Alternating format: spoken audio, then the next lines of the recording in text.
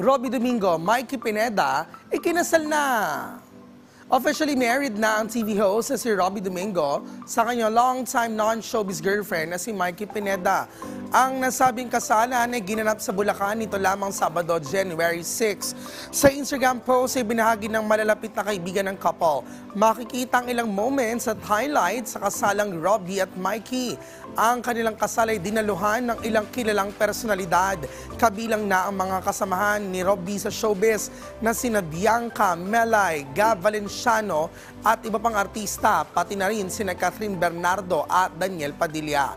Pinili ng couple na maging pribado ang kanilang kasal at hiniling sa mga bisita na wag munang magbahagi ng detalye hanggang sa matapos ang reception.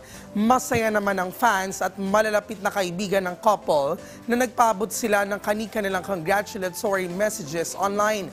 Sina Robby at Mikey ay college batchmate at una nilang kinumpirma ang kanilang relasyon noong 2018 na nauwi naman sa engagement noong 2022.